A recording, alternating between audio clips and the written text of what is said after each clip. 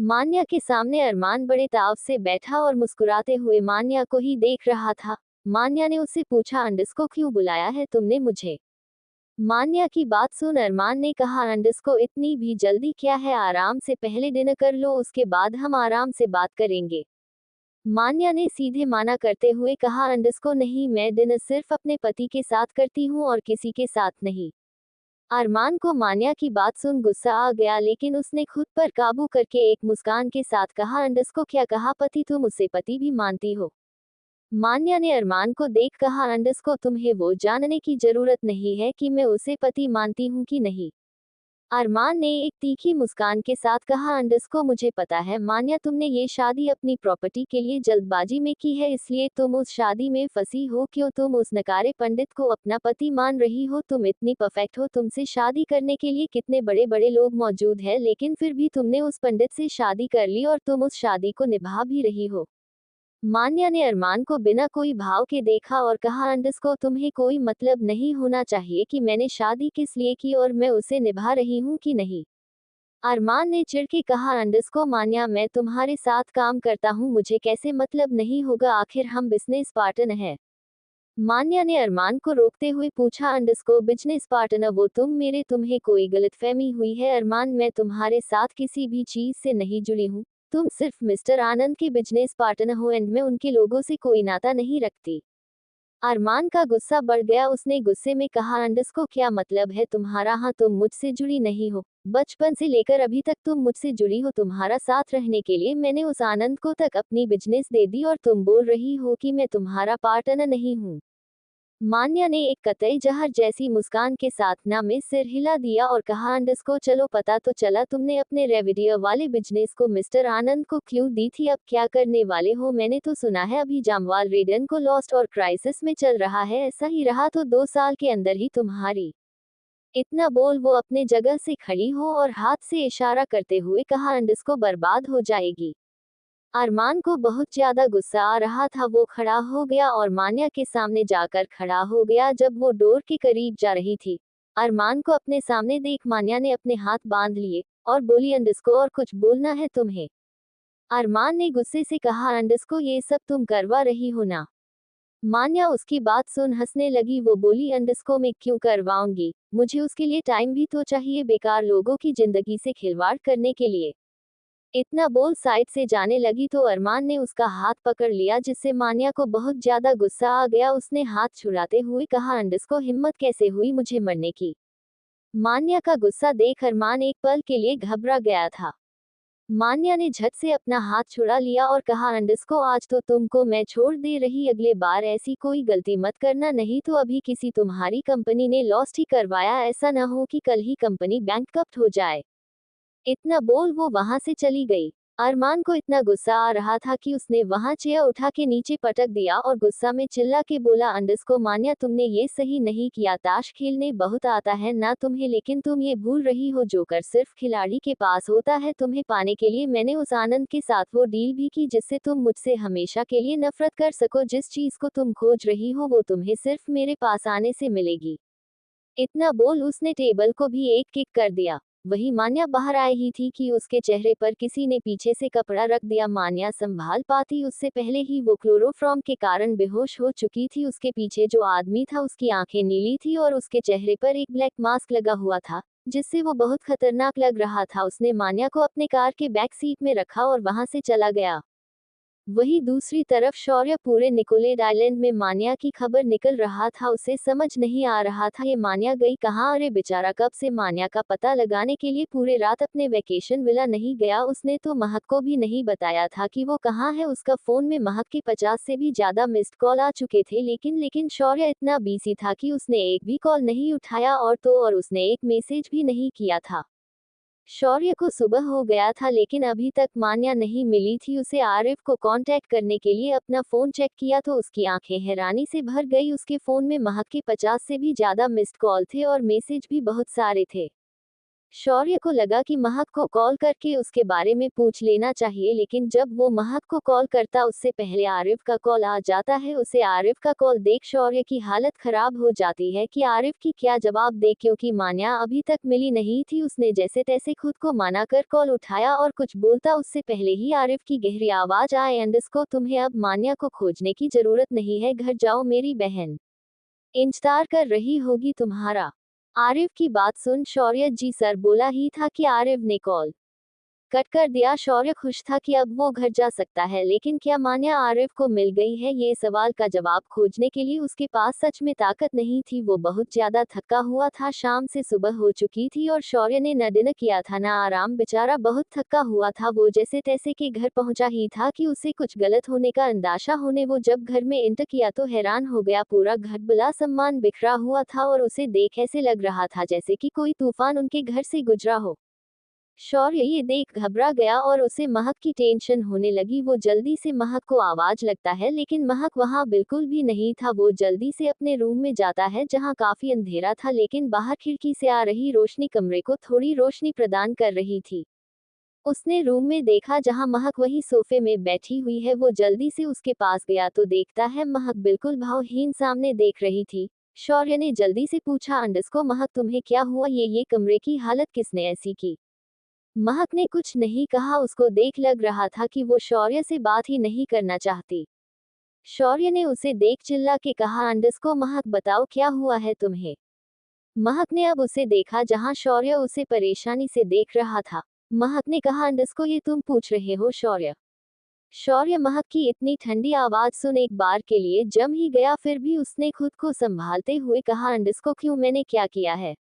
महक ने कुछ नहीं कहा और शौर्य को अपना फोन दिखा दिया, जिसे देख शौर्य का दिल धड़कना भूल गया। उसने महक को देखा जो उसे ही बड़े खतरनाक तरीके से देख रही थी। शौर्य ने सफाई देते हुए कहा, अंडस्को देखो तुम जो समझ रही हो वो गलत है, मैं बस। महक ने उसको हाथ दिखाते हुए कहा, अंडस्को छोड़ो, वैसे भी मुझे कोई सफाई नहीं सुननी, तुम्हें तो वैसे भी मुझसे शादी करनी है, 3 साल से हम एंगेज है, तुम किसी से मिलो ना मिलो क्या फर्क पड़ता है, शादी तो तुम्हें मुझसे ही करनी है। इतना बोल वो उठ गई और वॉशरूम जाते हुए महक ने कहा, अंडस्को सर्वेंट्स को बोल दो रूम और घर साफ कर देने। इतना बोल वो वहां से चली गई। वही शौर्य ने एक गहरी सांस ली और फोन में देखा जहां एक लड़की के वो बहुत करीब दिख रहा था, जिसे देख शौर्य का चेहरा लाल होने लगा। उसे गुस्सा आ रहा था कि ये फोटो महक के पास क्या कर रही है, किसने भेजी होगी ये फोटो महक को। वो सोच ही रहा था कि उसके दिमाग में एक नाम आया, अंडस्को वैशाली। हाँ वैशाली, उसके अलावा कोई और कैसा हो सकता है।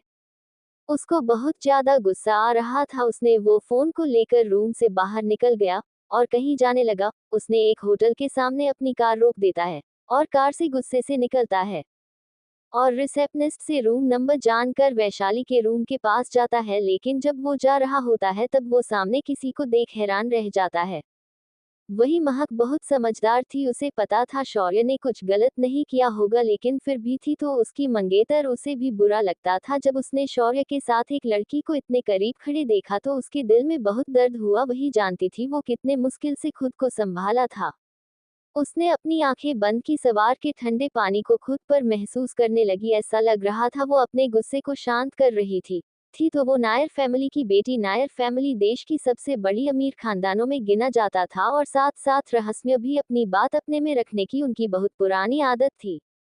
वो हमेशा से बहुत शांत रहते थे, लेकिन इसका मतलब नहीं था वो खतरनाक नहीं थे, लेकिन वायलेंट होने से ज्यादा उन्हें शांति से जड़ से उखाड़ने का काम आता था। और वही महक कर रही थी। उसे पता था वैशाली ने उसे जानबूझ के वो फोटो भेजा था जिससे उसके और शौर्य के बीच झगड़ा हो, और ये होना सही भी था, जानबूझ के ही सही। शौर्य उस लड़की से मिला था जिससे वो सबसे ज्यादा इस दुनिया में नफरत करती थी। शौर्य ऐसा कैसे कर सकता है, यही सोच महक का दिमाग खराब हो रहा था। उसने शॉवर बंद किया और एक गहरी सांस लेकर बाथरोब पहनकर बाहर गई तो देखी वहां कोई नहीं था। उसे पता था शौर्य पक्का वैशाली के पास गया होगा, इसलिए उसने कुछ ज्यादा नहीं सोचकर दिए पहने चली गई। वही दूसरी तरफ शौर्य जब वहां पहुंचता है तो हैरान रह जाता है, क्योंकि उसके सामने एक लड़की अचानक से टकरा गई। वो जब वो लड़की को देखता है और पूछता है, अंडरस्को टिया तुम यहाँ क्या कर रही हो। टिया जो उस लड़की का नाम था वो शौर्य का नाम सुन हैरान रह गई और वो घबराते हुए शौर्य को देखता है जो उसे ही हैरानी से देख रहा था। टिया ने शौर्य को देखा और वो पूछी अंडरस्कोर शौर्य तुम। शौर्य ने कहा अंडरस्कोर हाँ मैं यहाँ किसी से काम से आया तुम यहाँ क्या कर रही हो। टिया बहुत घबरा गई और वो बोलने की कोशिश करने लगी अंडरस्कोर वो मैं। वो शब्द अपने कंप्लीट कर पाती उससे पहले टिया के पीछे से वैशाली ने कहा अंडरस्कोर वो मुझसे मिलने आई थी। शौर्य ने वैशाली की ओर देखा जो उसे ही बिना कोई भाव के देख रही थी।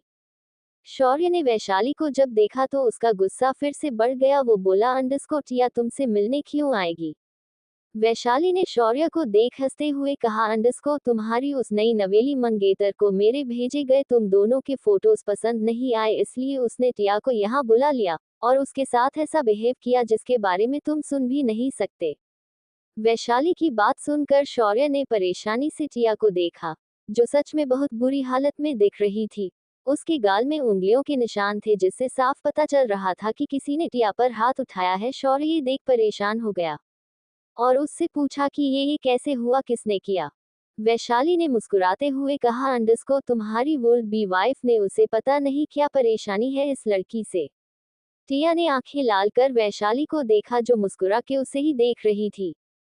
वैशाली ने कहा अंडरस्कोर उसे ऐसा नहीं करना चाहिए था। शौर्य वो अमीर है तो क्या गरीबों पर अत्याचार करेगी होगी वो घमंडी बस पैसों का घमंड है उसे आता तो उसे कुछ है नहीं इसलिए टिया जैसी टैलेंट लड़की से वो जलती है। शौर्य का खून खौल रहा था। उसने वैशाली को घूर के देखा। वो महक के बारे में ऐसा कैसे बोल सकती थी। उसने टिया को देखा जो काम रही थी। उसने टिया से कहा अंडरस्कोर टिया तुम बाहर जाओ मैं तुमसे बाहर मिलता हूँ तुम्हें घर छोड़ दूंगा। टिया ने हाँ में सिर हिलाया और वहां से चली गई। शौर्य ने अब वैशाली के बिल्कुल पास जाकर गुस्से कहा अंडरस्कोर क्यों कर रही हो तुम ये सब। वैशाली ने शौर्य को बिल्कुल इग्नोर कर कहा अंडरस्कोर अरे तुमने टिया को क्यों भेजा मुझे उससे बात करना था। शौर्य ने अब गुस्से में भड़कते हुए कहा अंडरस्कोर बकवास बंद करो और बताओ क्यों कर रही हो तुम ये सब क्यों मेरी जिंदगी से ऐसे खेल रही हो चाहती क्या हो तुम मुझसे। वैशाली ने शौर्य को देख गुस्से कहा अंडरस्कोर मैं क्या चाहती हूँ तुम बोलो मेरे चाहने से हुआ ही क्या है। डैड ने तुम्हें छूट जो दे रखी अपनी सारी जायदाद तुम्हारी नाम कर दी मैं और भाई उन्हें बस कुछ विलास दे दिए। तुम एक नाजायज औलाद हो मेरे बाप की और हम जायज औलाद फिर भी डैड ने तुम्हें सब कुछ दे दिया और ये मैं कैसे देख सकती हूँ हाँ कैसे तुम्हें शांति से जीने दे सकती हूँ। शौर्य ने कहा अंडरस्कोर मैंने मिस्टर चंदेर से कोई नाता नहीं है न ही मैं उन्हें अपना बाप मानता हूँ और न ही मैंने उनकी कोई भी चीज ली है चाहे वो उनकी प्रॉपर्टीज और उनके पैसे ही क्यों न हो। ये तुम लोग की फैमिली प्रॉब्लम है इसलिए प्लीज मुझे उससे दूर रखो क्योंकि मैं शौर्य जायसवाल हूँ जहाँ मुझे मेरी माँ ने पाला है मैं उनका नाम और उनका सरनेम यूज करता हूँ। इतना बोल वो वहां से जाने लगा। वो जाते जाते वैशाली को वार्निंग देते हुए बोला अंडरस्कोर और हाँ मेरी जिंदगी में मत दखल दो वरना तुम्हारी जिंदगी को एक्सपोज करने में मुझे जरा सा भी देरी नहीं लगेगी। इतना बोल वो वहां से चला गया। वही वैशाली शौर्य की धमकी सुन बस दांत पीसते ही रह गई। उसने अपने पैर पटकते हुए कहा अंडरस्कोर किसने कहा मैं तुम्हारी जिंदगी में दखल दूंगी मैं तो तुम्हारी जिंदगी ही बर्बाद करने वाली हूँ और वो शुरू हो चुका है। इतना बोल उसने एक खतरनाक स्माइल की। वही शौर्य बाहर आया तो उसने टिया को बाहर नहीं देखा। उसे लगा कि टिया शायद चली गई इसलिए वो भी वहां से चला गया। वो पहले से बहुत थका हुआ था कल से नींद नहीं ली थी उसने इसलिए वो वहां से चला गया। वही एक अंधेरे जैसी जगह में मान्या एक बेड पर लेटी हुई थी। उसके ऊपर एक ब्लू कलर की लाइट जल रही थी। वही सामने सफेद कपड़े पहने और मास्क लगाए एक डॉक्टर खड़ा हुआ था। उसने पीछे देख एक ब्लैक मास्क पहने आदमी से पूछा अंडरस्कोर सर क्या मैं सच में वो करूँ इससे इनकी मेमोरी लॉस्ट हो सकती है। वो ब्लैक मास्क पहने आदमी ने बड़े डरवाने आवाज में कहा अंडरस्कोर जो कहा वो करो अगर इसे अभी नहीं रोका तो बहुत देर हो जाएगी। उस सफेद कपड़े पहने आदमी ने एक गहरी सांस ली और मान्या की ओर देखने लगा जो सच में बहुत खूबसूरत थी। उस डॉक्टर ने मान्या के ब्रेन में कुछ वायर फीड कर दिए और अपने मशीन की ओर जाने लगा। उसने फिर से कहा अंडरस्कोर सर ये दूसरी बार है जो आप मान्या मैम के साथ ये कर रहे हैं अगर रिजल्ट उल्टा हुआ तो वो कोमा में भी जा सकती है।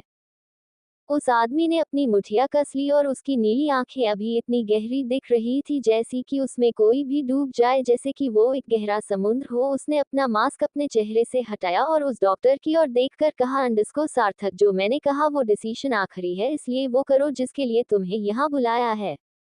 सार्थक ने अपने सर यानी आरिफ को इतने कठोर होते हुए कभी नहीं देखा।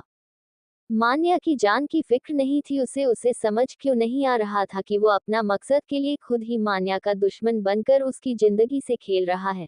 लेकिन आरिफ क्या सोच रहा था वो वही जानता था। सार्थक ने एक गहरी सांस ली और काम करने लगा।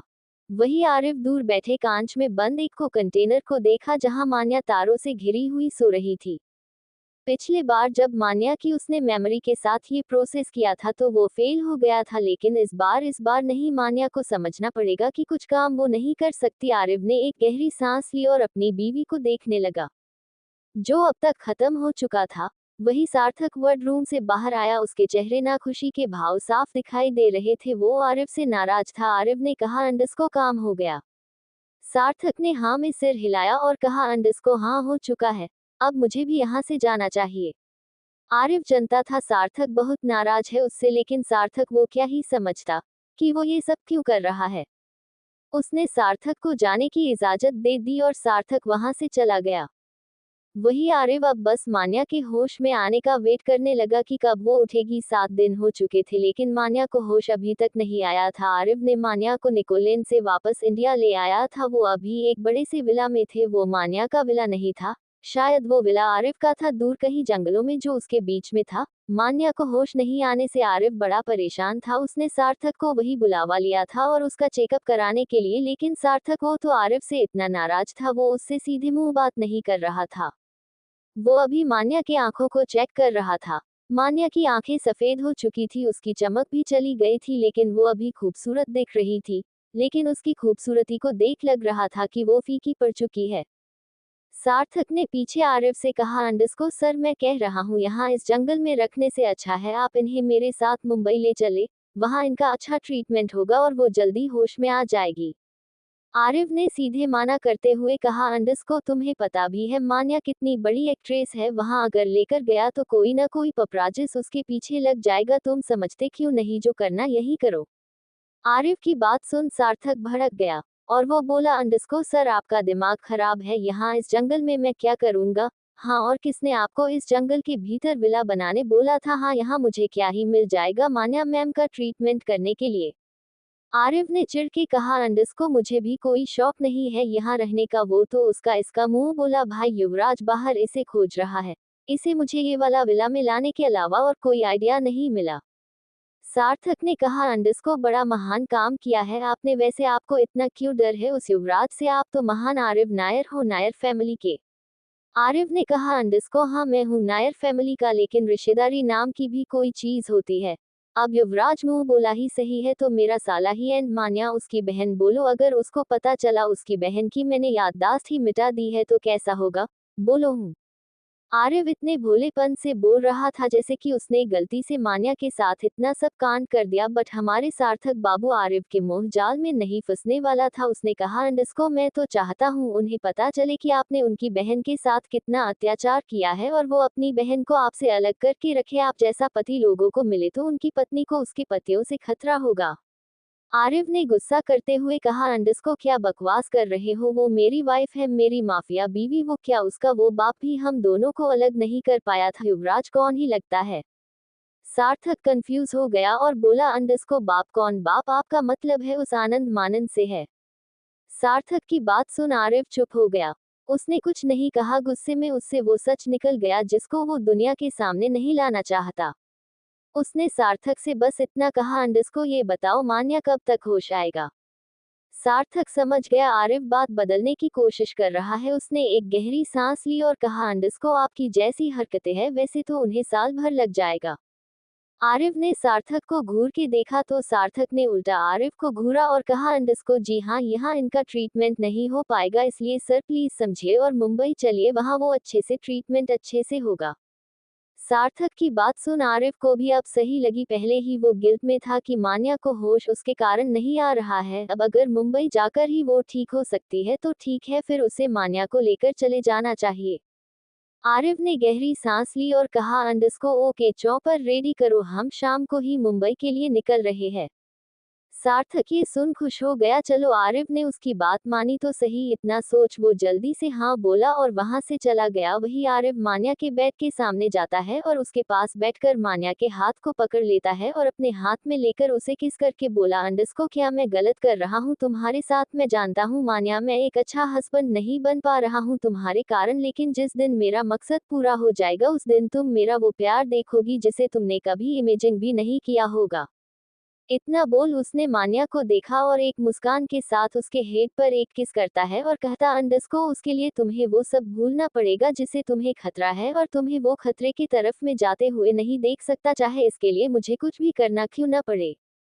इतना उसने कहा तो उसके हाथ मान्या के हाथ कर कस गए, जैसे कि उसके लिए उसके मकसद का जुनून बस मान्या ही थी। उसकी नीली आंखें मान्या को देख ही रही थी। सार्थक वापस आता है और कहता है, अंडस्को सर चॉपर इस रेडी, हमें अभी ही निकल जाना चाहिए क्योंकि ये जंगल बहुत है तो शाम को जाने में प्रॉब्लम हो सकती है। आरिफ हाँ में सिर हिलाया और सार्थक को जाने का इशारा किया। उसने एक बार मान्या को फिर देखा, फिर बैठ से खड़े होकर मान्या को गोद में उठा लिया और मान्या को उठा के बाहर जाने लगा। वहां नीचे सबने ब्लू कलर के कपड़े पहने गार्ड्स खड़े थे, उनके हाथ राइफल थी। वो बड़े खतरनाक लग रहे थे, जैसे उन्हें हर चीज का ट्रेनिंग मिला हो और वो सब किसी से लड़ने में सक्षम हो। आरिफ मान्या को में उठाए सीढ़ियों से नीचे उतर रहा था। वो सीन इतना खूबसूरत था कि एक पल के लिए सभी गार्ड्स की नजर उनके तरफ चला गया, लेकिन उन्हें जल्दी ही होश में आया कि वो क्या कर रहे। वो जल्दी से अपना काम में लग गए। वही आरिफ को मान्या को ऐसे गोद में लाते देख सार्थक के चेहरे पर मुस्कान आ गई। आरिफ जब वहां पहुंचा तो बोला, अंडस्को ऐसे क्या देख रहे हो? सार्थक ने कहा, अंडस्को देख रहा हूँ कैसे आपने मेरी फेवरेट एक्ट्रेस को अपनी वाइफ बना के चुरा लिया। आरिफ सार्थक की बात सुनी तो वो चिढ़ते हुए बोला, अंडस्को वो मेरी वाइफ है, तुम्हारे सर की वाइफ, तुम उस पर नजर नहीं रख सकते।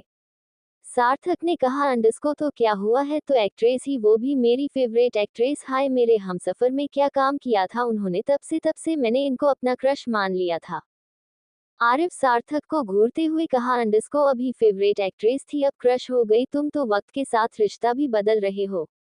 सार्थक ने कहा, अंडस्को हाँ क्या करे, अब मेरे बॉस की वाइफ है, क्रश तो नहीं, फेवरेट एक्ट्रेस जरूर रहेगी अब, लेकिन सच में मेरे हमसफर में क्या एक्टिंग की थी उन्होंने, बस उसका किसिंग सीन अच्छा नहीं था, आई हेट डैट। आरिफ ने कहा, अंडस्को मैंने भी देखी है वो मूवी, मुझे तो अच्छी लगी। सार्थक हैरानी से कहा, अंडस्को आप कैसे पति हो, अपने पत्नी को किसी और के साथ किसिंग सीन करते देख आपको अच्छा लगा? आरिफ ने चिढ़ते हुए कहा, अंडस्को तब मेरी वाइफ नहीं थी वो, ओके, और वो किस रियल थोड़ी था। सार्थक ने कहा, अंडस्को क्या पता रियल हो, हम तो थोड़ी जानते होंगे, वैसे भी मूवीज में ये किस सब सीन्स रियल के ही होते हैं। आरिफ ने सार्थक को घूरते हुए कहा, अंडस्को मैंने कह दिया न वो रियल नहीं था तो नहीं था, ओके अब कोई बकवास नहीं। सार्थक ने आरिफ को कोसते हुए धीरे से कहा, अंडस्को हाँ हाँ बोल, तो ऐसे रहे हैं जैसे ये उन्हें देखने गए थे वहां रियल था कि नहीं हम। आरिफ ने सार्थक की फुसफुसाहट सुन ली थी, उसने घूर सार्थक को देख। वैसे उसने सही ही कहा था, आरिफ 5 साल से मान्या के पीछे है, उसे कैसे पता नहीं चलेगा रियल था कि, अरे उसे तो ज्यादा अच्छे से पता होगा ना रे भाई। उसने 5 साल तक मान्या के लिए अपने जूते घिसे हैं, सब उसे पता चलता वो दौड़ते दौड़ते जाता वहां देखने की मान्या सच में न किसी को किस विस कर दे। अगर ऐसा होने वाला रहता तो आरिफ अपनी बत्ती जलाकर कुछ न कुछ ऐसा कर देता जिससे ये सीन उन लोगों को एडिटिंग या कुछ और ही तरीके से करवानी पड़ती, लेकिन रियल किस नहीं हो पाती थी। और ये सब करके उसने अपनी माफिया बीवी को कितना सुध रखा है उसके लिए उसे ही मालूम है, और ये सब करने में उसे कोई मलाल नहीं था भाई, उसने प्रोटेक्ट जो करके रखा है लेकिन खुद को मान्या से प्रोटेक्ट नहीं कर पाया, उसके हुस्न के जाल में वो बेचारा हमेशा फंस जाता है। लेकिन क्या करे, कभी कभी प्यार कर लेना बुरी बात तो नहीं, और मान्या जैसी बीवी है तो खुद को रोके रहना बेवकूफी से कम नहीं। वो इतना सब सोच ही रहा था कि वही उस फील्ड में एक बड़ी सी चौपर लैंड होती है जो बड़ा शानदार था। सार्थक वहां जाकर बैठ गया। आरिफ भी मान्या को उठाए चौपर में चला गया। उसने मान्या को साइड में लेटाया और खुद उसकी साइड में बैठ गया।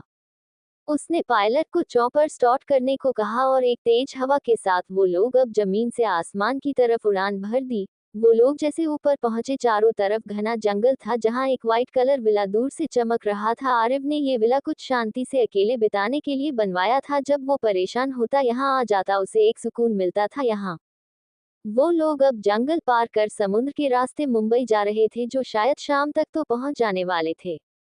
वहीं दूसरी तरफ युवराज बहुत परेशान था। किसके लिए? ऑब्वायस सी बात थी, मान्या के लिए। मान्या का ना फोन लग रहा था ना आरिफ का पता नहीं दोनों मियाँ बीवी कहाँ गायब हो गए थे। और युवराज पूरा मानन फैमिली सिक्योरिटीज को उन दोनों को खोजने में लग गया था।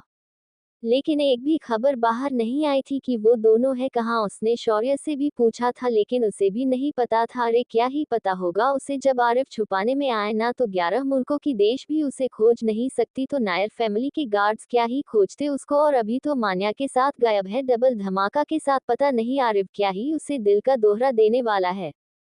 इसलिए उसने युवराज को भी बोला था कि अगर मान्या आरिफ के साथ है तो उसने खोजना बेवकूफ़ी है, क्योंकि ये टोटली टाइम वेस्ट है, क्योंकि आरिफ वो प्राणी है जो सामने होकर भी दिखता नहीं। लेकिन युवराज वो कैसे छोड़ देता? अरे आरिफ ना मिले बट उसकी बहन तो मिले। उसे अपनी बहन से मतलब था, न कि आरिफ से। जब उसकी ही लोग उसे नहीं खोज सकते तो वो आरिफ को क्या ही खोजेगा। इसलिए मान्या ही चाहिए थी उसे। अभी युवराज किसी से बात कर रहा था, वो बोल रहा था अंडरस्कोर जितना जल्दी हो सके मान्या को खोजो। मुझे नहीं लता कितने और लोग लगेंगे, बस मान्या मुझे मेरे सामने होनी चाहिए कल तक। इतना बोल उसने फोन कट कर दिया। वो बहुत परेशान था, लेकिन तभी उसके कंधे पर किसी का हाथ उसे महसूस हुआ। उसने पीछे देखा तो माही उसके सामने खड़ी थी। माही को देख उसने एक गहरी सांस ली और फिर से विंडो से बाहर देखने लगा। माही ने अब धीरे से पूछा, अंडरस्को क्या हुआ? आप इतने क्यों परेशान हैं? युवराज ने एक गहरी सांस ली और कहा, अंडरस्को परेशान नहीं हूं तो क्या करूं? मान्या 1 हफ्ते से गायब है, ना कोई फोन ना कोई मैसेज, न ही उसने मुझे कुछ बताया कि वो कहाँ जा रही है। उसके कारण मैं कितना परेशान हूं मैं जानता हूं। माही ने उसकी बात सुनी, उसने हाँ ने सिर हिलाया। फिर उसने कहा, अंडरस्को पर मुझे लगता है आपको उन्हें खोजने की कोशिश नहीं करनी चाहिए। युवराज ने माही की बात सुनी तो थोड़ा हैरानी से पूछा, अंडरस्को क्यों उन्हें खोजने की कोशिश क्यों नहीं करूं? तुम कुछ जानती हो क्या इस बारे में? युवराज की बात सुन माही चुप हो गई और युवराज माही को देखने लगा। युवराज के ऐसे पूछने से माही चुप हो गई, क्योंकि जब उस दिन हॉर्स राइडिंग रेस में वो लोग नहीं आए थे तो उसका कारण माही पर वार नहीं कुछ और ही था, जो सिर्फ उसका और मान्या के बीच ही वो बात पता थी। वो युवराज को नहीं बता सकती थी, वरना मान्या माही की जिंदगी को ठीक से जीने नहीं देगी। और माही ऐसा बिल्कुल नहीं चाहती थी। उसने युवराज की ओर देखा जो उसे ही शक भरी नजरों से देख रहा था। तभी माही को कुछ याद आया और वो बोली, अंडरस्को क्या आपने उनके असिस्टेंट से पूछा वो कहाँ है? क्योंकि मुझे याद है एक बार मुझे बताया था कि वो कहीं जाने वाली है, शायद वहीं गई हो। युवराज ने परेशान होकर कहा, अंडरस्को तुम्हें क्या लगता है मैंने रेहान से पूछा नहीं होगा? अब उसका दूसरा असिस्टेंट तो है नहीं है। एक मिनट अहान, उसे कैसे मैं भूल सकता हूँ? माही कंफ्यूज होकर पूछी, अंडरस्को अहान वो कौन है? युवराज ने अपना फोन निकाल रेहान को कॉल लगाते हुए बोला, अंडरस्को मान्या का मैनेजर। मिस मान्या का मैनेजर भी है? युवराज ने हाँ में सिर हिलाया। उसने रेहान को कॉल लगाया, क्योंकि अहान को वो कांटेक्ट तो कर सकता था नहीं, क्योंकि वो नायर फैमिली का जो था। और अगर वो ऐसे उससे पूछता मान्या कहाँ है तो उसे तो शौक के कारण मारना ही पड़ता ना, क्योंकि वो बेचारा क्या जाने उसकी खड़ूस बॉस, जो खड़ूस होने के साथ साथ बेंगलों की वही माफिया क्वीन है जिसे सब थर थर कांपता है। इसलिए उसने रेहान को कहा, क्योंकि वो अहान को कॉल कर पूछ सके कि मान्या के कहाँ है, उसे पता है क्या। उसने रेहान को कॉल किया। वो अभी खुद मान्या के नहीं मिलने के कारण परेशान था, क्योंकि अभी कुछ दिनों से वो नहीं शिविका मान्या का शेड्यूल संभाल रही थी। मान्या के कहने पर रेहान कुछ काम के लिए कहीं गया हुआ था, लेकिन जब वो वापस आया तो पता चला शिविका का एक्सीडेंट हो गया, जिससे उसको सिर में चोट लगी थी, जिसके कारण उसे अभी किसी से भी बात करना तक मना था। वरना वही बता देती कि मान्या आखिरी बार कहाँ गई थी। वही रेहान के युवराज का कॉल आता देखो जल्दी से कॉल उठा लेता है और कहता, अंडरस्को ये सर कुछ पता चला मान्या मैम के बारे में? युवराज ने कहा, अंडरस्को नहीं अभी तक तो कुछ नहीं पता चला। अभी तो मैंने तुम्हें मान्या का मैनेजर वो अहान बारिक को फोन करके पूछो कि उसे मान्या के बारे में उसे कुछ पता है क्या। रेहान ने कहा, अंडरस्को सर उसे कैसे पता होगा, वो तो बस फिल्म्स और ब्लूबेरी एंटरटेनमेंट के कामों को देखता है। युवराज ने कहा, अंडरस्को उससे पूछ के देखो ना, क्या पता उसे पता हो वो कहाँ है। रेहान ने गहरी सांस ली और कहा, अंडरस्को ओके सर। इतना बोल उसने फोन कट कर दिया और अहान को फोन लगाया, जो ऑफिस में बहुत सारे स्क्रिप्ट के साथ घिरा हुआ था। रेहान का कॉल आता देख उसने जल्दी से वो कॉल उठा लिया और कहा, अंडरस्को यस रेहान सर आपने मुझे कॉल किया। रेहान ने कहा, अंडरस्को हाँ, क्या तुम जानते हो कि मैम कहाँ है? रेहान की बात सुन अहान कंफ्यूज होकर बोला अंडस्को है आपको मैम ने बताया कि वो हनीमून पर जाने वाली थी आरिफ सर के साथ। रेहान हैरान रह गया और बोला अंडस्को व्हाट हनीमून पर। अहान ने कहा अंडस्को जी उन्होंने मुझे निकोलेन पर एक अच्छी सी जगह बुक करने कहा था, मैंने कर भी दिया था। रेहान हैरान रह गया, वो बोला अंडस्को और ये कब की बात है। अहान ने कहा अंडस्को एक हफ्ते पहले की। अहान की बात रेहान को यकीन नहीं हुआ, उसकी खदुश मान्या मैम ऐसे हनीमून की प्लानिंग भी करेगी कभी। तभी अहान की आवाज आए अंडस्को सर उन्हें परेशान मत करना, उन्होंने मुझे सख्त हिदायत दी थी, मैंने बताया नहीं सॉरी भूलने की बड़ी खराब आदत है। रेहान ने चिढ़ के कहा अंडस्को ये भूलने की आदत बदलो, पता नहीं तुम काम कैसे करते होगे। अहान ने कहा अंडस्को हाथों से। रेहान ने ना में सिर हिला दिया और बोला अंडस्को ठीक अब मैं कॉल रखता हूँ मैम की कोई भी इंफॉर्मेशन मिले तो मुझे कांटेक्ट करना। अहान ने हाँ कहा और कॉल कट कर दिया। वही उसने ये बात युवराज को भी बता दिया। युवराज भी ये जान हैरान था कि मान्या क्या सच में हनीमून के लिए गई, उसे यकीन ही नहीं हो रहा था। उसने माही को भी ये बात बताई लेकिन उसे तो देख लग रहा था, उसे कुछ ज्यादा फर्क नहीं पड़ा ये जानकर शायद वो पहले से मान्या की प्लानिंग जानती हो। उसने युवराज से कहा अंडस्को अब आपको पता चल ही चुका तो क्यों परेशान हो रहे हैं, उन्हें उनका टाइम एंजॉय करने दीजिए। युवराज ने कहा अंडस्को नहीं मुझे कुछ तो अजीब ही लग रहा है, मान्या ऐसे हनीमून में कब से जाने लगी। माही ने कहा अंडस्को पता नहीं शायद उन्हें भी मन किया हो इस बार। युवराज ने कहा अंडस्को नहीं मान्या बिना बेनिफिट के कुछ नहीं करती, पक्का इसके पीछे कोई न कोई राज जरूर होगा। माही के चेहरे पर चिंता की लकीर आ गई जैसे कि वो युवराज की बात सुन परेशान हो। वही दूसरी तरफ मान्या को लेकर आरिफ सार्थक के क्लिनिक पहुंच चुका था जहां मान्या का अच्छे से ट्रीटमेंट हो रहा था। अब बस आरिफ को यही होप था कि मान्या को जल्द से जल्द होश आ जाए, अब वो मान्या को ऐसे बेड पर नहीं देख सकता था। तभी सार्थक बाहर आता है और मान्या की रिपोर्ट देख आरिफ को बोला अंडस्को कुछ नहीं हुआ है मान्या मैम को बस उनकी ब्रेन को फिर से रीस्टार्ट होने में समय लग रहा था, मैंने एक इंजेक्शन दे दिया है, वो जल्दी ही होश में आ जाएंगी। सार्थक की बात सुन आरिफ को कुछ रिलीफ मिला, उसने मान्या का हाथ पकड़ लिया और सार्थक वहां से चला गया। वही बाहर जा ही रहा था कि एक नर्स ने उसे रोक लिया तो सार्थक पूछा अंडस्को एनी प्रॉब्लम सिस्टर। नर्स ने कहा अंडस्को ये इस डीन हेड ने आपको बुलाया है। डीन का नाम सुन सार्थक को अजीब लगा, उसने कहा अंडस्को उन्होंने मुझे क्यों बुलाया है। नर्स ने कहा अंडस्को आई डोंट नो सर, उन्होंने कहा वो जल्दी ही आपसे मिलना चाहते हैं। सार्थक ने हाँ में सिर हिलाया और बोला अंडस्को ओके मैं अभी वहां जाता हूँ। इतना बोल वो वहां के हेड केबिन में गया जहां डिम अपना पेपर वर्क कर रहे थे। सार्थक ने डोर नॉक किया और कहा अंडस्को मई आई कमिंग सर। डी ने अपना चेहरा ऊपर किया और अपना चश्मा ठीक करते हुए मुस्कुरा के कहा अंडस्को अरे डॉक्टर सार्थक आए, ये आइए आपका ही इंतजार था। सार्थक अंदर आता है और बोलता अंडस्को ये सर बोलिए क्या खिदमत करूं आपकी। डीन ने कहा अंडस्को अरे आप क्या ही हमारी खिदमत करेंगे, आप हमारी इतने बड़े डॉक्टर हैं, आप फिर भी हमारे क्लिनिक में आप यहाँ पेशेंट्स को देखते हैं जो बहुत बड़ी बात है। सार्थक मुस्कुराया लेकिन डीन ने आगे कहा अंडस्को पर आज आपसे किसी को मिलवाना है। सार्थक ने पूछा अंडस्को किससे सर। डीन ने कहा अंडस्को मेरी बेटी डॉक्टर मानवी। सार्थक थोड़ा हैरान रह गया और बोला अंडस्को आपकी बेटी भी है। डी ने कहा अंडस्को जी हाँ बस आती ही होगी, तब तक आप वहां पर वेट कर लीजिए। सार्थक में सिर हिलाया और वह पर बैठकर वेट करने लगा लेकिन डीन की बेटी मानवी आने का नाम ही नहीं ले रही थी। पता नहीं कितने घंटे बीत गए होंगे लेकिन अभी तक वो आए नहीं। सार्थक अब परेशान हो चुका था।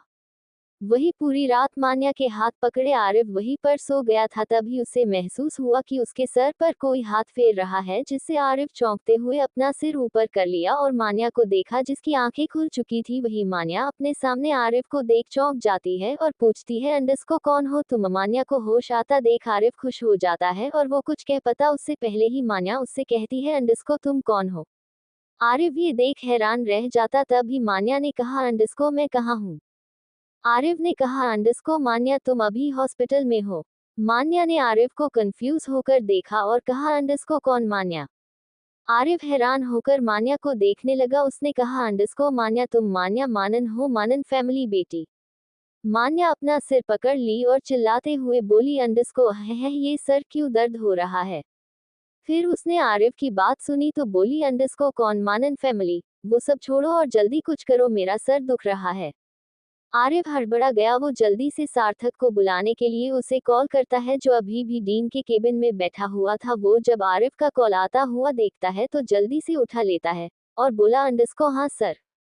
आरिफ ने जल्दी से कहा, अंडस्को जल्दी से यहाँ आओ। मान्या को होश आ गया। आरिफ आवाज में परेशानी दिख रही थी। वो समझ गया कि कुछ प्रॉब्लम हो गई है। उसने जल्दी से डीन से कहा, अंडस्को सर, मुझे अभी बहुत जरूरी काम से जाना है, इसलिए मैं आपकी बेटी से बाद में मिल लूंगा।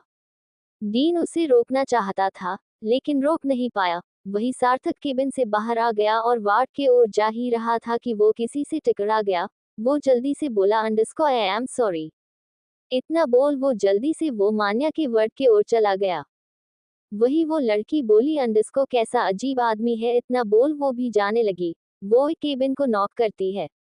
मैं आई कमिंग सर। वो डीन का केबिन था जहां अभी ही सार्थक बैठा हुआ था। उसने थोड़ा गुस्से में कहा, अंडस्को तुम अभी आए हो। मानवी सामने खड़ी लड़की वही थी जिसका वेट डीन और सार्थक कर रहे थे। मानवी ने सिर झुका के कहा, अंडस्को सॉरी सर, ट्रैफिक में फंस गई थी। डीन ने कहा, अंडस्को सर नहीं डैड कहो, तुम्हारा डैड हूं मैं। मानवी ने डीन मतलब मिस्टर अवस्थी को देखा। हाँ में सिर हिला दिया, लेकिन उसके हाथों की मुठ्ठियां बंधी हुई थी जैसे वो उन्हें डैड मानना नहीं चाहती थी। डीन मतलब मिस्टर अवस्थी ने कहा, अंडस्को तुम्हारे कारण डॉक्टर सार्थक यहाँ से चले गए। मैं सोच रहा था तुम उनसे मिलोगी तो बात कर पाओगी, लेकिन तुमने तो लेट करके सारा प्लान ही खराब कर दिया। डीन मानवी को डांट रहे थे लेकिन शायद मानवी को कोई फर्क पड़ रहा था। मिस्टर अवस्थी ने कहा, अंडस्को अब खड़ी क्यों, जाओ यहाँ से। मानवी ने हाँ में सिर हिलाया और वहां से चली गई। उसकी मुठ्ठियां अभी भी कसी हुई थी, इतनी कि उंगलियों के नाखून उसके हथेलियों में चुभ चुके थे। उसने सामने की ओर बिना कोई भाव के देखा और वहां से चली गई। वही सार्थक वहां से वर्ड में पहुंच चुका था। वही आरिफ तो मान्या को ही देख रहा था। उसने आरिफ को ऐसे खड़े देखा तो वो उसके पास जाकर बोला, अंडस्को सर क्या हुआ। आरिफ ने सार्थक की ओर देखा तो सार्थक एक बार के लिए डर गया। आरिफ अपने आंखों में मोटे मोटे आंसू लिए सार्थक को देख बच्चों से रोते हुए बोला, अंडस्को एन एन एन वाइफी जी खुद को भूल गई और साथ मुझको भी भूल गई। आय इतना बोल वो फिर से रोने लगा। वही आरिफ को ऐसे पागलों जैसे रोते देख सार्थक पागल हो गया। हाँ उसने पहले भी आरिफ बचकानी चीज में रोते हुए देखा है, लेकिन अभी तो सीरियस मैटर था। मान्या ने अपनी याददाश्त खो दी, ये तो बहुत बड़ी बात थी। वही मान्या आरिफ को अजीब नजरों से घूर रही थी। उसने सार्थक को देख कहा, अंडस्को अरे यार इसे चुप कराओ, कब से रोए जा रहा है, मेरा तो सर दर्द हो गया। सार्थक हैरानी से मान्या को देख रहा था। मान्या ने कहा, अंडस्को देख क्या रहे हो, चुप कराओ। सार्थक ने हाँ में सिर हिलाया और आरिफ के पीठ थपथपाते हुए कहा, अंडस्को सर मैम आपको पहचान लेगी, शांत हो जाए। सार्थक ये बोलते हुए महक को अजीब सी हंसी देता है और महक उन दोनों को घूर के देख रही थी। उसे देख लग रहा था कि वो अभी उन दोनों को उड़ा दे। आरिफ ने सार्थक की बात सुनी तो जल्दी से आरिफ से कहा, अंडस्को सच में। सार्थक ने हाँ में सिर हिलाया। वही आरिफ ने मान्या को देखा जो उन दोनों को ही अजीब नजरों से देख रही थी। आरिफ ने कहा, अंडस्को मैं जल्दी ही आपको याद आ जाऊंगा, वैसे आपका हस्बैंड हूँ। आरिफ ने बड़ी स्माइल के साथ कहा। मान्या ने आरिफ को ऊपर से नीचे तक घूरते हुए कहा, अंडस्को तुम सच में मेरे हस्बैंड हो। आरिफ ने हाँ में सिर हिलाया। वही मान्या ने सार्थक की ओर देखा, उसने भी हाँ में सिर हिलाया। वही मान्या ने कहा, अंडस्को मतलब मैंने इतने रोने वाले आदमी से शादी की है। आरिफ ने घूर के मान्या को देखा जैसे कह रहा हो, रोने वाले आदमी से उसका क्या मतलब है भाई, उसकी बीवी उसे भूल गई तो रोना आना तो स्वाभाविक है। वही मान्या की बात सुन सार्थक अपनी हंसी कंट्रोल कर रहा था। वही आरिफ ने मान्या से कहा, अंडस्को वो तो तुम मुझे भूल गई थी इसलिए मैं रोने लगा था। अब कोई आदमी की बीवी भूल जाए तो बुरा तो लगता ही है। मान्या ने कहा, अंडस्को वॉट एवर, वैसे भी मेरी याददाश्त अभी चली गई एंड मैं तुम्हें नहीं जानती, सो अभी के लिए तुम मेरे हस्बैंड बिल्कुल नहीं हो, समझे। आरिफ और सार्थक हैरानी से मान्या को देखने लगे। वही मान्या उबासी लेते हुए बोली, अंडस्को जब तक याद नहीं आ जाता तब तक मैं मजे करना चाहती और तुम मुझे घुमाओगे, समझे मिस्टर। आरिफ बेचारा सोचा था कि उसकी वाइफ की याददाश्त मिटाएगा तो वो कुछ करेगी नहीं, यहाँ तो उल्टा पड़ा हुआ है। उसको बीवी उसी को एक्सेप्ट नहीं कर रही है, इसलिए उसने फुला लिया। वो बोला, अंडस्को जब तुम मुझे अपना हस्बैंड नहीं मानती तो मेरे साथ मजे क्यों करना चाहती हो। मान्या ने मुस्कुराते हुए कहा अंडरस्को क्योंकि तुम हैंडसम जो हो, लड़कियों को अच्छे दिखने वाले लड़के पसंद होते हैं, इसलिए लड़कियां मुझसे जलेगी। मान्या की बात सुन आरिफ के जैसे होश उड़ गए। ये क्या पागलों वाली बात कर रही थी मान्या। उसने सार्थक को परेशानी से देखा तो सार्थक धीरे बोला अंडरस्को सर टेंशन मत लीजिए, मैम अभी ही उठी है, इसलिए ऐसी अजीबोगरीब बात कर रही है। ऐसे केसेज में हमें उनकी बात माननी चाहिए, नहीं तो वो अग्रसेन से कुछ भी कर सकती है। आरिफ ने चिढ़ के कहा अंडरस्को तुमने उसके दिमाग का इलाज किया है कि पर्सनैलिटी का? अगर ऐसे ही रहा तो वो मुझे क्या से क्या बना दे पता नहीं। सार्थक ने घूर के कहा अंडरस्को ये सब आपकी गलती है, आपके कारण ही ये सब हो रहा है। आरिफ ने कहा अंडरस्को मैंने क्या किया तुम्हें पता भी है? ये पागल माफिया किसके साथ भिड़ रही है?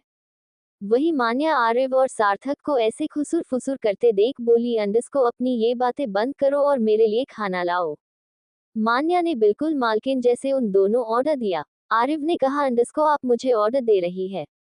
मान्या ने मुस्कुराते हुए कहा अंडरस्को हाँ हैंडसम। आरिफ ने चिढ़ के कहा अंडरस्को मेरा नाम आरिफ है, ओके आप उसी नाम से बुलाए। मान्या ने ओ कहा और बोली अंडरस्को ओके हैंडसम आरिफ में लिए खाना लाओ। आरिफ मान्या को घूरा। सच में मान्या तो उसे बिल्कुल भूल गई थी। वो उसके मुंह से भोला पंडित सुनना चाहता था, लेकिन क्या करे, उसके कारण ही तो मान्या उसे भूल गई। वही सार्थक ने कहा अंडरस्को ठीक है, हॉस्पिटल के कुछ पेपर शॉर्ट कर दूं फिर आपको डिस्चार्ज मिल जाएगा। मान्या मुस्कुरा के कहा अंडरस्को थैंक यू। फिर वो आरिफ की ओर देखते हुए बोली अंडरस्को तुम अभी तक यही खड़े हो? हैंडसम आरिफ जाओ खाना लाओ। आरिफ मान्या को घूरा और खाना लेने चला गया। थोड़ी देर बाद खाना लेकर आता है और मान्या के हाथ में प्लेट दे देता है। मान्या ने उसे देख कहा अंडरस्को अरे खाना देने से सिर्फ थोड़ी हो जाता है, खाना खिलाओ मुझे। आरिफ ने अपने हाथ बांध लिए और कहा अंडरस्को क्यों क्यों खिलाऊं आपको? वैसे भी तो मैं तो आपका कुछ नहीं लगता ना, जब तक आपको मेरी याद नहीं आ जाती। मान्या ने कहा अंडरस्को अरे ऐसे कैसे, तुमने ही तो कहा था तुम मेरे हस्बैंड हो तो फर्ज निभाओ। आरिफ ने कहा अंडरस्को जाओ, मुझे नहीं निभाना कोई फर्ज। मान्या ने घूर के कहा अंडरस्को खिलाओगे कि नहीं? आरिफ ने मान्या को देखा जो उसे ही घूर देखा तो वो जल्दी से मान्या को खिलाते हुए एक चम्मच से उसे राइस खिलाते हुए बोला अंडरस्को खिलाता हूँ वाइफी जी। वाइफी जी सुन मान्या बोली अंडरस्को अब ये वाइफी जी कौन है? आरिफ ने कहा अंडरस्को ओह सॉरी, वो मैं अपनी वाइफ को बोलता था, लेकिन वो मुझे अभी अपना हस्बैंड नहीं मान रही है तो अभी ये नाम नहीं बोल सकता। मान्या ने मुंह बनाते हुए कहा अंडरस्को हाँ तो बुलाओ न अपनी वाइफ को इस नाम से, मैंने कब मना किया है? आरिफ ने कहा अंडरस्को अच्छा क्यों, आप तो मुझे अपना हस्बैंड नहीं मानती, फिर क्यों मैं आपको वाइफी जी बुलाऊं? मान्या ने मुस्कुराते हुए कहा अंडरस्को फॉर्मेलिटी के लिए बुलाओ, जैसे मैं भी तुम्हें फॉर्मेलिटी के लिए हैंडसम आरिफ बुलाती हूँ ना वैसे। आरिफ ने कहा अंडरस्को ओह अच्छा। फिर उसने सोचा एक मिनट, फॉर्मेलिटी इसका क्या मतलब है? क्या वो हैंडसम नहीं है? उसने घूर मान्या को देखा जो उसे देख हंस रही थी। मान्या ने उसके बाल पर हाथ फेरते हुए कहा अंडरस्को वैसे तुम बहुत भोले हो, वैसे मेरा हस्बैंड करता क्या है? आरिफ ने कहा अंडरस्को वो भी आप खुद ही याद करो, मैं नहीं बताऊंगा। आरिफ बड़ा नखरा दिखा रहा था। मान्या समझ गई उसका पति कुछ ज्यादा ही नखरे वाला है। उसने कहा अंडरस्को ओके ओके मत बताओ, मुझे जानना भी नहीं है। आई नो मैं बहुत बड़ी पर्सनैलिटी होंगी, इसलिए मैंने तुम जैसे रोटुली इंसान से शादी कर ली। आरिफ ने घूर के मन कहा अंडरस्को यार ये वाली बीवी वसंत तो उसे रोस्ट ही किए जा रही है। ऐसा ही चलता रहा था, जो मैं आदमी सख्त लौंडा था वो तो मान्या चकनाचूर ही कर देगी, कुछ करना पड़ेगा। आरिफ के चेहरे पर हर एक्सप्रेशन दिख रहे थे जैसे कि वो मान्या को अच्छा से कोश रहा था। मान्या उसे देख कहा अंडरस्को अब कोशना बंद करो, जल्दी खिलाओ मुझे। आरिफ ने बुरी सी शक्ल बनाई और मान्या को खिलाने लगा। मान्या को खिलाने के बाद मान्या ने आरिफ से कहा अंडरस्को वैसे हैंडसम आरिफ तुमने कहा तुम मेरे हस्बैंड हो? आरिफ ने परेशान होकर कहा अंडरस्को हाँ भाई मैं ही आपका हस्बैंड हूँ। सुबह से मान्या ने उससे यही सवाल पूछे जा रही थी तो बेचारा परेशान हो चुका। उसे नहीं पता था उसकी माफिया बीवी इतना बोलती है। आज तो उसने इसका कान दिमाग दिल किडनी सभी खा गई थी। मान्या ने कहा अंडरस्को तो फोटो दिखाओ मुझे। आरिफ चौंकते ही कहा अंडरस्को क्या फोटो? मान्या ने हाँ में सिर हिलाया और बोली अंडरस्को क्यों फोटो नहीं है तुम्हारे पास? आरिफ ने अपने मन में कहा अंडस्को अरे शादी तो मंदिर में हुई, फोटो कैसे लेते, कहाँ से लेते। फिर उसी याद आया कि नवीन जब उन लोगों को वरमाला पहनाने बोला था तभी उनकी फोटो भी ली थी। हाँ उसके पास जरूर होगा। उसने कहा अंडस्को है ना, फोटो तो बहुत है, मैं दिखाता हूँ। आरिफ ने अपना फोन निकला जो कब से बंद था। उसने जल्दी फोन को स्विच ऑन किया जहां इतने सारे कॉल के नोटिफिकेशन आया कि बेचारा फोन ही एक बार के लिए काम करना बंद कर दिया। मान्या ने उसे देख कहा अंडस्को क्या हुआ, दिखाओ जल्दी। आरिफ ने कहा अंडस्को वो आपके फ्रेंड्स के पास है, रुको उनसे लेनी पड़ेगी। मान्या बोली अंडस्को फ्रेंड कौन फ्रेंड। आरिफ ने कान अंडस्को नवीन। इतना बोल उसने नवीन को कॉल लगा देता है। फोन उठाते ही नवीन की आवाज आती है अंडस्को हेलो। आरिफ को उसकी आवाज बड़ी अजीब लगी, उसने कहा अंडस्को नवीन क्या हुआ, तुम ड्रंक हो। नवीन ने हंसते हुए बोला अंडस्को आरिफ मेरे दोस्त कहाँ हो तुम, मुझे तुम्हारी बहुत याद आई। आरिफ ने मान्या की ओर देखा फिर थोड़ी दूर जाके सीरियस होकर पूछा अंडस्को व्हाट हैपेंड नवीन। नवीन आरिफ की आवाज सुन रोने लगा और बोला अंडस्को शी इज लायर। आरिफ रोए जा रहा था लेकिन आरिफ ने कहा अंडस्को रोना बंद करो और पूरी बात बताओ। नवीन ने बताना शुरू किया। नवीन और मेघना के दिन नॉर्मल दिनों जैसे ही बीत रहे थे, लेकिन एक दिन मेघना सीढ़ियों से गिर गई जिसके कारण उसे चोट लग गई थी। नवीन ने जब ये सुना तो वो जल्दी से घर आ गया था लेकिन उसने देखा कि मेघना को बस पैरों में ही चोट आई थी। लेकिन नवीन को मेघना को टेंशन थी कि उसके बच्चे को कुछ हो ना गया हो, इसलिए वो मेघना को हॉस्पिटल लेकर जाना चाहता था लेकिन मेघना मना कर रही थी। वो बोली अंडस्को नवीन मैं ठीक हूँ, प्लीज मुझे कहीं नहीं जाना है। नवीन ने उसे देख गुस्से से कहा अंडस्को कैसी ठीक हो तुम, हमें डॉक्टर के पास जाना पड़ेगा। मेघना अगर बेबी को कुछ हुआ होगा तो। मेघना ने कहा अंडस्को बेबी मेरा है, तुम्हें उसकी टेंशन लेने की जरूरत नहीं है। नवीन को बहुत ज्यादा गुस्सा आ रहा था, वो कमरे से बाहर चला गया। वही उसके पास बैठी नवीन की मोम मिसेज नंदनी नाथ ने मेघना को प्यार से समझते हुए कहा अंडस्को बेटा तुम्हें नवीन की बात सुन लेनी चाहिए। हाँ तुम्हें बस मोच आई है लेकिन बेटा तुम्हारे प्रेगनेंसी के 6 महीने हो चले हैं, इस समय हमें खतरा नहीं मोल लेना चाहिए। अब मेघना उन्हें क्या बताती कि वो प्रेग्नेंट है ही नहीं, बस उसके पेट को अभी बेबी बम लग रहा है, वो बस एक बैट है। अगर वो डॉक्टर के पास गई तो इतने महीनों का झूठ जो उसने कही थी वो सब धरी की धरी रह जाएगी। लेकिन वो नंदनी की भी बात टाल नहीं सकती थी, इसलिए उसने कहा अंडस्को ओके मोम मैं चली जाऊंगी नवीन के साथ। नंदनी खुश हो जाती है और बोलती है अंडस्को मेरी प्यारी बच्ची। मेघना हाँ में सिर हिलाती ही और एक झूठी मुस्कान देती है लेकिन वो अंदर से बहुत घबराई हुई थी। वही नंदनी अपने बेटे के पास जाती है जो अपने डैड राकेश नाथ के पास बैठा हुआ था। मिस्टर राकेश ने अपने बेटे को डांटे हुए कहा अंडस्को तुम दोनों का रिश्ता अभी तक ठीक नहीं हुआ है क्या, शादी के तुम्हारे 6 महीने होने को है और तुम दोनों अभी भी ऐसे झगड़ते रहते हो। मेघना प्रेग्नेंट है लेकिन तुमने अभी तक उसके लिए एक केयरटेकर नहीं रखा, करना क्या चाहते हो तुम मेघना के साथ, तुम ही दोनों ने गलती की थी ना जिसके कारण हमें तुम दोनों की शादी करनी पड़ी। अब तुम दोनों हमें ये सब दिखा रहे हो, तुम दोनों के लापरवाही के कारण हमारे पोते कुछ हो जाता तो। नवीन अपना सिर और नजरें नीचे की अपने पापा राकेश की डांट सुन रहा था। नवीन को डांट खाता देख नंदनी बोली अंडस्को बस कीजिए, इसमें नवीन की क्या गलती है, वैसे भी ये शादी उसे नहीं करनी थी। ये सुन राकेश बोले अंडस्को शादी नहीं करनी थी तो गलती क्यों करते हैं, वैसी मैं अपने सबसे अच्छे दोस्त की बेटी घर लाया हूँ, अगर इसे वो पसंद नहीं थी तो उसके साथ। इसके आगे की लाइन उन्होंने नहीं बोली क्योंकि उन्हें बोलने का उनके पास शब्द नहीं थे। नवीन का चेहरा पूरा लाल हो गया था, आधा तो उसे गुस्सा आ रहा था और आधा उसे शर्म आ रही थी। हाँ जनता था उसके गलती के कारण उसके पापा को बहुत ज्यादा शर्मिंदगी झेलनी पड़ी, वो भी अपने सबसे अच्छे फ्रेंड आलोक नायडू के आगे। मेघना और उसके गलती के कारण दोनों फैमिली में रिश्ता फिक्स तो गया था लेकिन एक खटास भी उन दोनों के मन में एक दूसरे फैमिली आ गई थी। ये सब से परेशान होकर दोनों ने शादी कर ली थी लेकिन ये शादी सिर्फ एक गलती के कारण ही हुआ था, दोनों फैमिली जरा भी खुश नहीं थे ये शादी से। खासकर नवीन की मां नंदनी, वो तो अपने बेटे लिए कोई दूसरा ही रिश्ता देख लगी थी। ऐसा नहीं था कि उसे मेघना नवीन के लिए पसंद नहीं थी, लेकिन वो जानती थी नवीन उसे पसंद नहीं करता और अपने बेटे के नापसंद से कोई मां कैसे शादी एक ऐसे लड़की से करवा सकती है। नवीन ने अपने डैड से धीरे से कहा अंडस्को सॉरी डैड, हम दोनों कोशिश कर रहे हैं अपने रिश्ते सुधारने के लिए। राकेश ने कहा अंडस्को तुम्हारी कोशिश मुझे दिख नहीं रही है नवीन। नंदनी ने अपने बेटे को इतना डांट खाते देख नहीं सकती थी। वो बोली, अंडस्को बस भी कीजिए, रिश्ते चलाने के लिए दोनों तरफ से कोशिश की जाती है। नवीन अगर नहीं कर रहा है तो मेघना भी नहीं ही कर रही है। हमें सिर्फ नवीन से ही एक्सपेक्टेशंस नहीं रख सकते।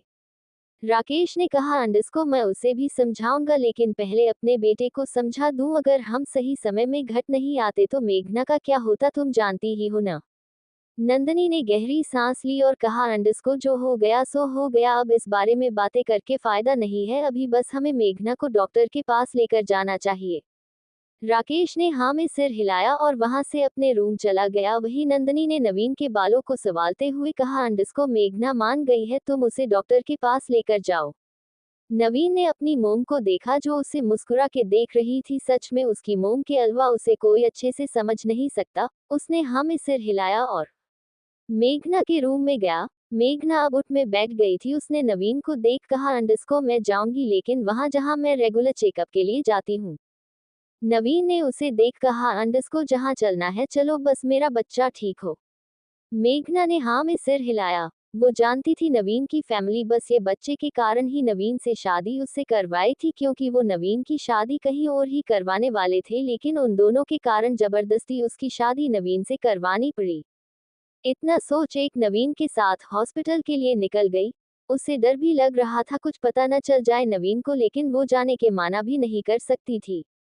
उसने गहरी सांस ली और नवीन के साथ हॉस्पिटल पहुंची। उन्होंने पहले ही डॉक्टर से अपॉइंट कर लिया था। वो मेघना की कंडीशन जानती थी, इसलिए उसने मेघना को कह दिया कि वो बिल्कुल ठीक है, लेकिन नवीन मानने के रेडी नहीं था। उसने कहा कि वो मेघना का पूरा चेक करे। मेघना ने डॉक्टर को इशारा किया तो वो बोली, अंडस्को ओके सर, आप बाहर जाए।